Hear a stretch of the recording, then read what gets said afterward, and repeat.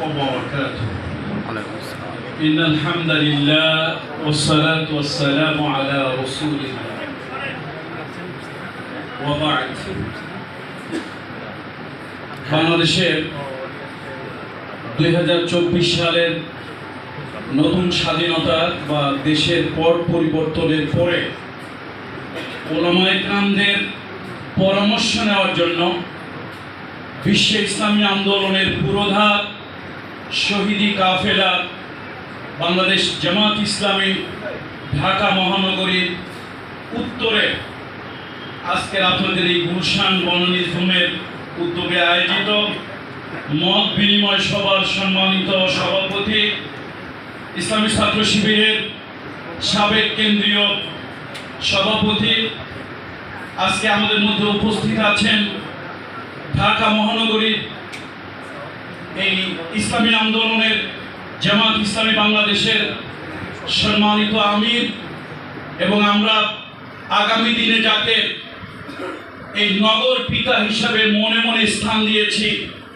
জনাব সেলিমউদ্দিন সাহেব সহ অন্যান্য সম্মানিত উলামায়ে কেরাম। সময় যেহেতু সংকীর্ণ, আমি শুধু আপনাদেরকে দুই একটা দিকে একটু দিক নির্দেশনা আপনাদের মনে যেন জেগে ওঠে, কেন উলামায়ে কেরামদের উদ্দেশ্যে নসিহত করা এটা এক ধরনের বেয়াদবি। সম্মানিত উপস্থিতি, আল্লাহ তাআলা আমাদের একটা নতুন স্বাধীনতা এনে দিয়েছেন। এতগুলো মানুষ আমরা কি নির্ভয়ে বিগত 17 বছর বসার কি কখনো সাহস করেছি? আল্লাহর ভয় তো দিলে থাকবেই, ছিল। আজরাইলের এত ভয় ছিল না, যেরকম কি স্বৈরাচারী শেখ হাসিনা কিরামান কাতিবিনের ভয় যতটা ছিল, আজরাইলের ভয় আমাদের দিলে অতটা ছিল। আলহামদুলিল্লাহ, হাউন আঙ্কেলের পতন হয়েছে এবং স্বৈরাচারীদের পতন হয়েছে। আজকে আমরা প্রাণ খুলে নিঃশ্বাস নিচ্ছি, যেহেতু একটা সুযোগ এসেছে সৎ ব্যবহার করা। ইউসুফ আলাইহিস সালামকে কুয়ার মধ্যে ফেলে দিল, কুয়ার মধ্যে গায়াবাতিল জুব্বের ভিতরে ফেলে দিয়েছিল। ইউসুফ আলাইহিস সালামকে যখন সেখান থেকে বিদেশি বণিকেরা তুললো, তার ভাইরা গিয়ে বাদ সাধলো। দেখেন কতগুলি তহমত দিল, সে চোর, সে গোলাম, মাঝে মাঝে পালিয়ে যায়, তার স্বভাব খারাপ। এই কথাগুলি কি ইউসুফ আলাইহিস সালামের জন্য যতগুলি বিভূষণ দেওয়া হয়েছিল সবগুলি সত্য না মিথ্যা? তারপরে ইউসুফ আলাইহিস সালাম কি করেছিলেন? চুপ করেছিলেন। কেন চুপ করেছিলেন?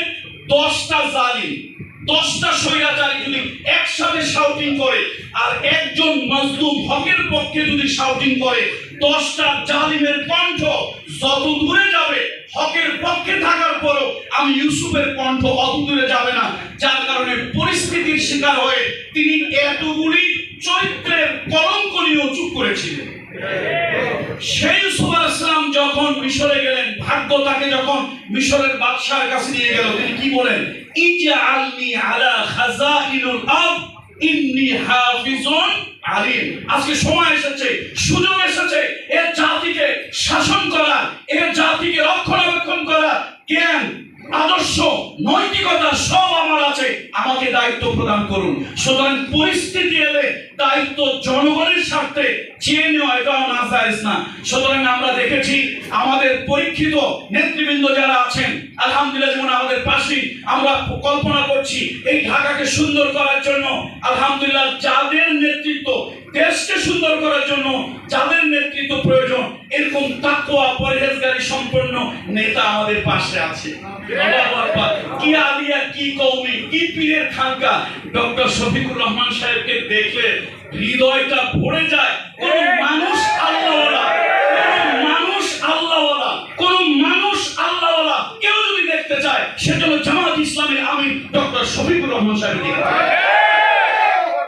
সুতরাং আমি বলবো এই জাতির এখন ক্ষমতা চেয়ে নেওয়ার সময় এসেছে। ওলামায়ে কেরাম, আমি কথা বাড়াচ্ছি না, আসুন আজকে আপনাদের সকলের ভূমিকা নিতে হবে, ভেদাভেদ ভুলে যেতে হবে। যারা আমাদেরকে ঘৃণা করতো তাদেরকে মোহাব্বত দিয়ে হৃদয়কে তাদের জয় করতে হবে। বেশি বেশি করে আমাদের আলিয়া, কওমি, তরিকা, তফরিক যেখানে যে ভেদাভেদ আছে, আমিরে জামাতের একটা বক্তব্য আমাদের হৃদয়ের মধ্যে ছুঁয়ে গিয়েছে, হৃদয়ের মধ্যে খোদাই করে রেখে গিয়েছে।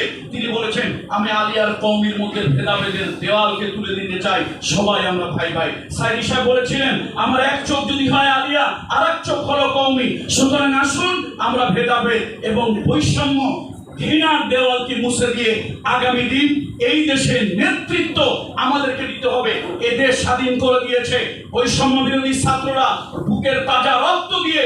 তার নেপথ্যে যারা কাজ করেছেন, সেই সকল কারিগর, সেই সকল সৎ মানুষ, সেই সকল ভালো মানুষ, তাদের শাসন আগামীতে যেন প্রতিষ্ঠা হয়, আমাদেরকে সর্বাত্মক প্রচেষ্টা চালাতে হবে। আল্লাহ তাআলা সেই তৌফিক দান করুন।